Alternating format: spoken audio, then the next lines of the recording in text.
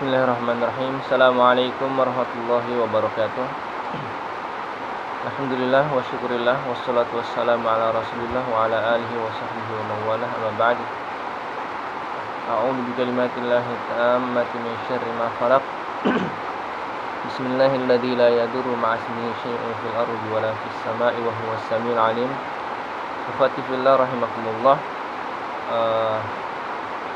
Insyaallah pada kesempatan kali ini kita akan coba masuk di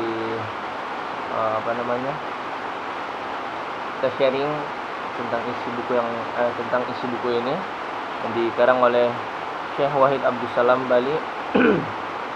Nah, kemarin kita sudah live streaming di Facebook saya. Dan insyaallah saya sudah berjanji hendak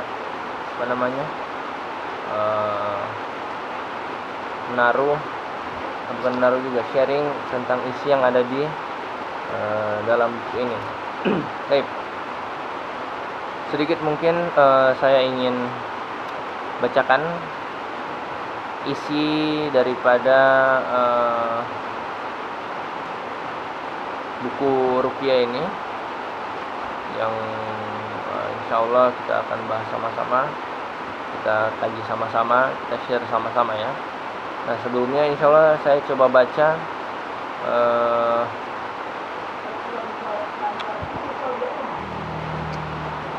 adapun mukaddimah yang ditulis oleh Syekh Wahid Abdus Salam Bali. Bismillahirrahmanirrahim, saya bacakan ya. Nah, selama beberapa masa pengobatan bagi orang yang terkena sihir atau kesurupan masih terbatas pada tukang sihir, paranormal, dan kaum dajjal. Nah, sehingga pasaran mereka sangat ramai dan dagangan mereka juga sangat laris. Sampai-sampai setiap kali melewati rumah seorang tukang sihir, nah, biasanya kita disuguhkan dan selalu menyaksikan lah. Rata-rata mungkin ada antrean orang-orang yang mau berobat dan minta disembuhkan. Nah, pemandangan ini begitu hina. Nah, membuat muslim yang komitmen terhadap agamanya, imannya ini merasa tersayat-sayat dan menjadikan setiap orang beriman yang mengesahkan Allah merasa miris hatinya. Jika Anda memberi nasihat pada mereka, mereka akan menggeleng-gelengkan kepala mereka, dalam arti menolak. Nah, dan berkata, lalu apa lagi yang akan kami lakukan? Seakan-akan mereka pasrah ya. Nah, apakah kalian punya penawar yang bisa mengatasi sihir ini atau cara untuk mengeluarkan jin ini? Nah, maka kita seharusnya sebagai dai kita harus terjun ya. Maka disebutkan di sini sebagai seorang juru dakwah yang terjun ke alam realitas, tidak ada jawaban yang memuaskan dan perkataan yang sempurna selain mengucapkan ya. Kita punya apa kan? Terus kita berdoa kepada Allah, ya Allah, tunjukilah kaumku karena mereka tidak mengetahui. Allahumma hdi qaumi fa innahum qaumul la ya'lamun. Itu kan doa daripada Nabi sallallahu alaihi wasallam ketika ada yang mengusir beliau ya di Taif. Nah, ada lagi musibah besar yang telah menyebar luas di sebagian negara Arab, lebih-lebih Mesir. Nah, ini penulis kan kemarin sudah kami live di FB. Kami ulas sekilas tentang Syekh Wahid Abdus Salam Bali ini. Beliau kelahiran di Mesir ya. Nah, jadi lebih-lebih di Mesir ini menurut Syekh Abdus Salam Bali dijelaskan bahwa kaum muslimin pergi menjumpai pendeta atau pastor ke gereja untuk berobat dari sihir dan kesurupan. Nah, para pendeta itu menyuruh mereka memakai kalung salib. Naudzubillah min dzalik. Nah, mereka pun memakinya karena mencari kesembuhan. Nah, kemudian mereka membacakan nyanyian-nyanyian tertentu lalu memberikan kertas-kertas yang penuh dengan tulisan-tulisan kesyirikan. Naudzubillah. Nah, akan tetapi Allah Subhanahu wa taala berkehendak menghapuskan kezaliman dan kegelapan yang begitu mencekam ini dengan cahaya Al-Qur'an dan As-Sunnah, sehingga muncullah metode penanganan terhadap gangguan jin dan setan dengan ayat-ayat Al-Qur'an dan doa-doa dari As-Sunnah. Nah, sebagai pengobatan yang disebarkan oleh para pemuda dari pergerakan Islam yang komitmen dalam perjuangannya. Nah,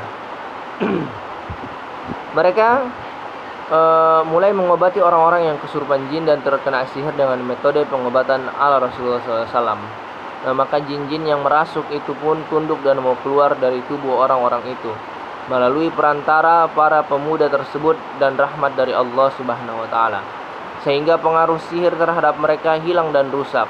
Dengan izin Allah, ini merupakan salah satu bentuk rahmat Allah yang diberikan Allah kepada siapa yang dikehendakinya. Sedangkan Allah adalah pemilik anugerah yang agung. Di antara ciri khas para pemuda yang baik ini adalah tidak mengambil dan menerima imbalan apapun dalam pengobatan mereka, karena mereka menganggap bahwa semua yang dilakukan oleh mereka, khususnya oleh para peruqyah itu, merupakan salah satu sarana berdakwah kepada Allah Subhanahu wa taala. Sedangkan dalil mereka adalah firman Allah Subhanahu wa taala, "Wa inna rabbaka lahuwal azizul A'udzubillahi minasyaitonir rajim. Wa inna rabbaka lahuwal azizur rahim." Dan sesungguhnya Rabbmu dialah yang Maha Perkasa lagi Maha Penyayang. Dan firman Allah, "Wa ya qaumi la as'alukum 'alaihi mala in ajriya illa 'ala Allah wa ma ana biqaridil ladzina amanu innahum mulaqu rabbihim walakinni arakum qauman tajhalun." Hai kaumku, aku tiada meminta harta benda kepada kamu sebagai upah bagi seruanku. Upahku hanyalah dari Allah, dan aku sekali-kali tidak akan mengusir orang-orang yang telah beriman. Sungguhnya mereka akan bertemu dengan Tuhannya, akan tetapi aku memandang kalian sebagai kaum yang tidak mengetahui. Nah, keadaan ini terus berlangsung sehingga pengobatan Islami ini tersebar luas. Maka kekuasaan para tukang sihir pun hancur. Dagangan mereka tidak laku lagi dan pintu-pintu rezeki mereka pun tertutup. Kemudian mereka mulai mencari-cari profesi yang baru. Allah Subhanahu wa taala berfirman atas kejadian itu, A'udzubillahi minasyaitonir rajim. Faquti'a dabiral qaumil ladzina zalamu walhamdulillahi rabbil alamin. Maka orang-orang yang zalim itu dimusnahkan sampai ke akar-akarnya. Segala puji bagi Allah Rabb semesta alam. Adapun beberapa keistimewaan pengobatan dengan Al-Quran adalah mereka bisa menghubungkan orang yang sakit dengan Allah Subhanahu wa taala yang Maha Agung dengan cara menyuruh untuk memelihara ketaatan dan menjauhi larangannya, serta bertaqarrub kepada Sang Penghilang gundah gulana dan penyembuh segala penyakit. Dengan metode ini mereka mengobati berbagai penyakit hati dan jasad sekaligus. Maka bagi mereka keberuntungan dan tempat kembali yang baik. Mereka tidak menerima imbalan apapun, baik dari yang kaya maupun miskin. Mereka menebarkan prinsip toleransi dan saling menolong di zaman yang serba materialistis. Nah, ketiga, mereka senantiasa komitmen dengan hadis-hadis sahih dari Rasulullah SAW untuk menghapus segala khurafat dan bentuk dan penyimpangan. Nah, keempat, berkat pengobatan dengan Al-Quran ini, banyak sekali rumah-rumah orang yang tidak mengenal Islam sedikit pun, kecuali hanya namanya saja, karena televisi telah menjadi guru bagi mereka. Dari situlah mereka mengambil peradaban, kebudayaan, bahkan nilai dan moral. Padahal televisi, semoga Allah memisahkannya, adalah alat penyeru kerusakan dan penyebar kekejian. Jika sudah memasuki rumah, ia akan menghancurkannya dengan menyebarkan kefasikan, kekejian dan kemaksiatan. Nah, melalui pengobatan Islami ini, mereka mengenal jalan Allah dan petunjuk Rasulullah yang lurus SAW. Dengan sebab ini, berapa banyak keluarga yang menjadi lurus dalam menjalankan agama ini. Berapa banyak seseorang yang menjadi komitmen terhadap Islam karena metode ini. Sebelum dan sesudahnya, segala puji bagi Allah atas segalanya. Nah, sayangnya metode pengobatan ini pun merambah kepada generasi muda yang belum begitu komitmen dengan ajaran Islam, dengan kapasitas ilmu fikih yang belum matang, tetapi dengan mantapnya mereka mengobati orang sakit dengan Al-Quran karena menganggap diri mereka sebagai Ahmad bin Hambal atau bahkan Ibnu Taimiyah. Ya. Jadi terkadang hati-hati ya, ada generasi muda yang baru hijrah gitu ya, ilmu fikihnya belum apa-apa gitu, masih sedikit, tapi dengan mantapnya mengobati orang dengan Al-Quran, bisa jadi masih belepotan bacaannya atau masih bagaimana ya, belum kelar tapi sudah menganggap ahli fikih begitu ya, sehingga menganggap mereka ini adalah Ahmad bin Hambal dan Ibnu Taimiyah zaman sekarang. Subhanallah. Padahal sedikit pun mereka belum pernah menghafal Al-Quran. Bahkan di antara mereka ada yang tidak tahu menahu tentang hal-hal yang membatalkan wudhu, bisa jadi ya, yang membatalkan wudhu saja tidak tahu. Atau misal ada rukun sholat yang mungkin tidak ditahu, atau syarat sahnya, apalagi urusan-urusan lainnya ya. Nah, karena yang penting bagi mereka adalah menghafal ayat-ayat ruqyah, sudah. Yang penting ayat ruqyah, kadang sholat bolong kalau sudah hafal sudah mulai main menyembuhkan ruqyah dan lain-lain ya. Adalah menghafal ayat-ayat ruqyah atau membaca 1 atau 2 buku aja begitu ya. Nah, lalu dengan percaya diri jumawa gitu ya, dia pun berani mengobati. Akibatnya mereka pun terjerumus ke dalam tindakan-tindakan yang dilarang. Nah, sedang mereka tidak menyadarinya disebabkan kebodohan mereka. Alhasil tersebarlah berbagai bid'ah dan khurafat ke dalam metode pengobatan mereka. Dalam masalah ini ada 2 penyebab utamanya. Pertama, ketidaktahuan orang yang mengobati tentang urusan agama. 1. Yang kedua, dia membenarkan apa saja yang dikatakan jin. Padahal terkadang jin mengungkapkan nasihat-nasihat sesat pada orang yang mengobati itu, pada peruqyah ya. Nah, sehingga misal jin berkata, kalau keadaannya seperti ini begini-begini kan. Nah, ini dibilang bacalah ayat ini atau tuliskanlah Al-Quran dengan cara tertentu, kemudian lakukanlah begini dan begini. Kemudian orang yang mengobati tersebut melaksanakan nasihat ini, sehingga terjerumuslah sebagian mereka pada hal-hal yang dilarang. Nah, naudzubillah min dzalik.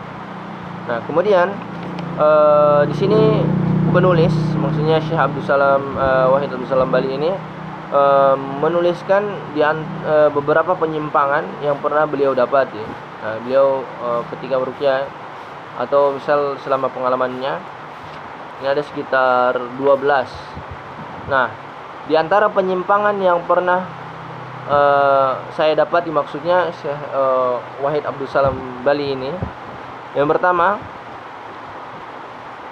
menulis katanya penyimpangannya terjadi ya. Pertama, coba silakan cek di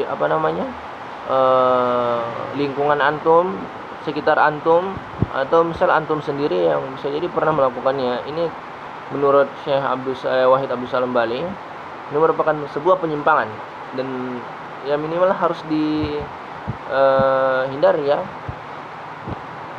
Nah, ditinggalkan maksimal ya. Nah, 1, menuliskan ayat Al-Quran pada tubuh pasien. Ada tidak dari kalian, ada kita ya, misal yang menuliskan ayat Al-Quran begitu, tuliskan begini, hal di tangan sini sakit, ditulis Alhamdulillahirrahmanirrahim gitu ya. Penyimpangan itu ya. Nah, kemudian misal menuliskan potongan-potongan huruf dari permulaan surah tertentu pada jari-jari pasien. Pernah ada misal alif, lam, mim gitu lain-lain ya. Penyimpangan ya. Kemudian menuliskan huruf nun terbalik pada kening, misal begini. Itu ya, nun misal terus titik ya. Nah, itu hati-hati ya. Tidak pernah diajarkan itu. Kemudian menuliskan lafzul jalalah pada sejari kain. Jadi menuliskan lafaz Allah pada seutas kain begitu ya. Kemudian membakarnya dan asapnya dihirup oleh pasien. Jadi misal misal gini, kita tulis misal di tisu atau di kertas Allah, terus habis dibakar terus asapnya. Nah, itu ini penyimpangan ya. Nah, kemudian meniupkan asap pada proses pengobatan. Oke, meniupkan asap pada proses pengobatan. Ada asap gitu, dibakar sesuatu, ditiup. Ya, ini jelas menyimpang ya. Tidak diajarkan begitu. Kemudian memperhatikan dengan seksama wajah pasien perempuan di tengah-tengah proses pengobatannya untuk mengetahui jenis jin yang menurutnya menumpang. Padahal melihat wajah perempuan yang bukan mahram adalah haram. Ya. Misal seorang meruqyah, seorang peruqyah ustadz misal ya, kemudian ada wanita yang bukan mahramnya dipandang, ditengok gitu, tengok. Ini hati-hati, katanya alasannya untuk melihat ini jin laki-laki, jin perempuan. Tidak perlu begitu. Bahkan kalau perlu, misal antum, kita misal meruqyah, misal yang bukan mahram, ketika misal dihadapkan wajahnya, kau perlu ditutup pakai tangan ya, jangan sampai tengok lama-lama begitu ya, karena ini haram ya. Kemudian misal menyuruh pasien mengangkat kedua tangan di sela-sela pembacaan ayat ruqyah, lalu dia berdialog dengan jin dan berkata, jika dalam diri orang ini ada jin atau kesurupan, kepalkanlah tangannya, dan jika tidak, bukalah tangannya. Misalkan kan kalau misal ruqyah, coba angkat tangannya begitu. Ini kita begini, misal orangnya itu gini. Kalau misal ini kesurupan jin, kepalkan tangannya, begini katanya. Kalau tidak, bukalah tangannya. Nah, jadi ini kan bisa jadi jin mengelabui di situ, sehingga hati-hati, malah sebenarnya itu jin yang melaksanakan apa yang sudah disuruh misal, sehingga akhirnya peruqyah terkecoh ya. Nah, kemudian ke-8, membacakan ayat ruqyah kepada perempuan tanpa disertai mahram. Jadi misal seorang meruqyah yang bukan yang perempuan misal ya, ustadz. Nah, ternyata ketika dia meruqyah tidak ada mahramnya. Ini hati-hati, harus ada mahramnya ya. Kemudian meletakkan tangan pada tubuh perempuan dalam proses pengobatan. Nah, ini taruh asal-asal gitu ya. Misal terus misal apalagi tanpa alas tangan, langsung begini, itu bahaya ya. Ini tidak boleh. Kemudian memerintahkan pasien untuk tidak memakan makanan tertentu yang menurutnya untuk melemahkan jin. Nah, kalau misal ada beberapa makanan yang misal dianggap itu bisa melemahkan jin, dan ternyata tidak ada itu diajarkan, disunahkan, atau bahkan tidak ada dalam tuntunan Al-Quran dan Sunnah. Misal kalau untuk melemahkan jin katanya harus makan rambutan misal ya, padahal misalnya itu tidak pernah disebutkan ada rambutan misal dalam Al-Quran ataupun As-Sunnah misal ya. Nah, sehingga kalau macam tidak ada tuntunan dalilnya, tidak ada makanan-makanan yang disebutkan sebagai dalilnya begitu kan. Nah, sehingga itu tidak boleh. Ini bisa jadi menyimpang. Tapi kalau misal ada yang makanan tertentu yang misal itu sudah diajarkan oleh Rasul, misal itu dapat mengusir setan, tidak bisa diganggu jin misalnya, seperti misal kurma ajwa gitu ya. Itu kan makanan habatus sauda atau madu. Nah, kalau seperti itu tentu itu sudah ada ajarannya, dan itu bisa jadi melemahkan mereka. Tapi kalau misal ada yang tertentu yang menurut dia doang, menurut si peruqyah gitu ya, tanpa ada dasar, jadi dia cuma asal kehendak nafsunya, sehingga dia merasa dengan itu maka itu akan menghilangkan jin begini. Padahal bisa aja belum tentu, karena ini dalam tanda kutip menurut si peruqyah, bukan menurut Al-Quran, bukan menurut As-Sunnah ya. Tidak ada asar-asarnya gitu ya. Nah, kemudian ada juga membacakan ayat pada garam dan menyiramkannya pada rumah. Jadi misal ada garam ya, katanya tahu ada garam dan garam ini bisa melemahkan, sehingga dibacakan ayat pada garam terus disiram gitu, ditabur-tabur gitu ya. Nah, ini bisa izin menyimpang. Bisa jadi kan ada sebenarnya tata caranya ya misalnya. Kemudian membacakan ayat pada foto si sakit, nah sebagai ganti dari orangnya, dan masih banyak lagi penyimpangan lainnya. Misal ada foto, terus di foto itu kita bacakan A'udzubillahi minasyaitonirrajim, bismillahirrahmanirrahim. Nah, ini kan tidak begitu, harusnya datang ke orangnya, ya. Itu bisa jadi malah santet nanti yang terjadi ya. Nah, kalau sekiranya para penuntut ilmu dan ulama menuliskan sebuah buku atau risalah tentang hal ini, maka akan sangat bermanfaat, apalagi kalau disertai dengan dalil akurat atas bid'ahnya perbuatan mereka.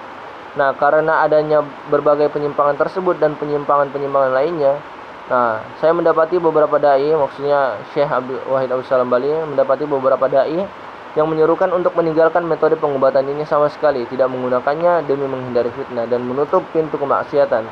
Namun di sisi yang lain, ada sebagian dai yang menyuruhkan untuk menggunakan metode ini selapang-lapangnya, Kak, sehingga bisa menghalangi jalan para paranormal, penyihir dan pembohong. Mereka mengatakan, seandainya metode-metode penyembuhan dengan Al-Quran, pastilah manusia merasa sempit, sehingga bisa menyebabkan mereka pergi kepada para dukun dan penyihir, bahkan kepada gereja-gereja, sebagaimana yang pernah terjadi pada masa-masa terdahulu dan sampai sekarang meski hanya sedikit.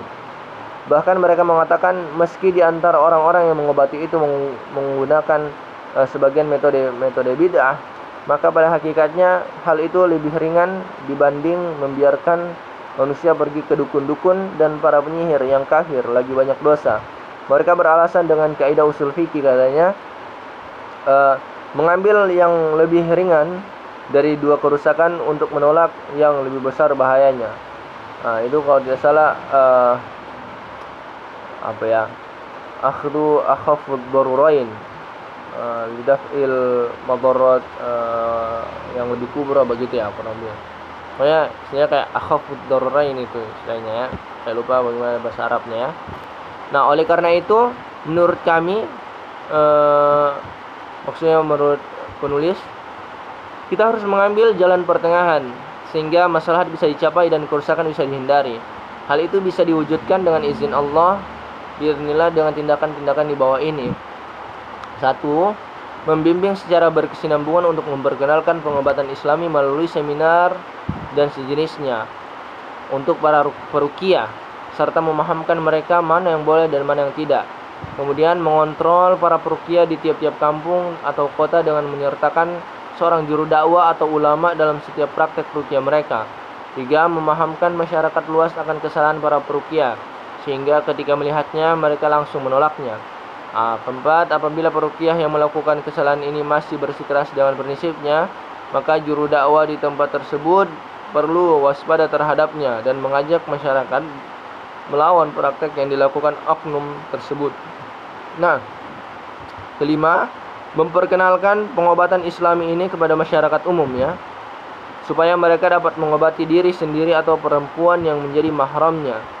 Mereka pun tidak perlu lagi pergi pada peruqyah. Jadi dari tulisannya Syekh Abdul Salam Bali ini, Wahid Abdul Salam Bali, Syekh, beliau pada intinya itu ingin mengajarkan kepada kita agar bisa meruqyah diri kita sendiri. Jadi biar tidak banyak terjadi fitnah, misalnya bagi khususnya perempuan ya, datang ke peruqyah laki-laki begini, sehingga ada mungkin peruqyah belum tahu, sehingga ujung-ujungnya malah terjadi perbuatan yang melanggar syariat misalnya. Nah, kemudian terakhir di mukadimah beliau, permasalahan penting yang perlu diperhatikan, yakni banyak peruqyah yang bertanya-tanya tentang hukum meminta tolong kepada jin dalam pengobatan, lebih-lebih terhadap jin yang mengaku muslim, apalagi jika jin ini menawarkan pertolongan tanpa syarat. Nah, jawabannya, hal ini tidak diperbolehkan, sebab jin tidak akan menolong peruqyah tanpa imbalan, baik ketika peruqyah sudah mengetahui hal ini atau belum.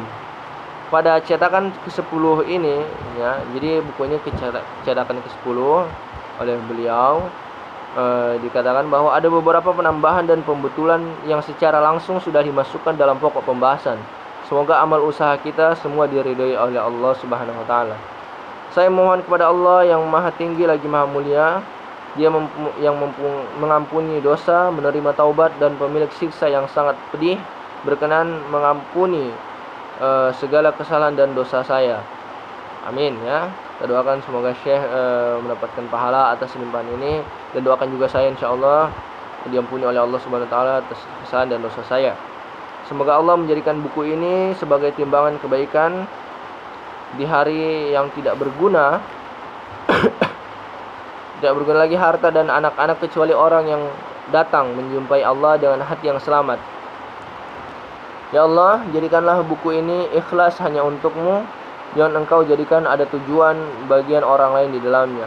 Saya sangat berharap bagi siapa yang menemukan kesalahan atau penyimpangan pada buku ini atau buku-buku saya yang lain, sudilah kiranya menghubungi saya atau penerbit atau mengirimkan pembetulannya kepada saya. Atas semuanya ini saya haturkan terima kasih yang tidak terhingga. Ya Allah, anugerahkanlah rahmat dan kesejahteraan serta keberkahan kepada hamba dan Rasul-Mu Nabi Muhammad SAW, kepada keluarga serta para sahabatnya, amin ya rabbal alamin. Demikian untuk mukaddimah daripada Syekh Wahid Abdul Salam Bali ke cetakan yang ke-10-nya ini. Doakan juga saya dan keluarga, insyaallah kami ikhlas dalam membagi video ini. Semoga Allah memberikan karunia-Nya serta melindungi kita semuanya daripada syaitan yang terkutuk serta bala tentaranya dan lain-lainnya. Semoga Allah kuatkan kita, semoga Allah lindungi kita. Barakallahu fikum, arsyadani Allah wa iyyakum ajmain. Insyaallah untuk yang bagian pertama kita akan bahas dari buku ini di sharing berikutnya. Jazakumullah khairan. Assalamualaikum warahmatullahi wabarakatuh.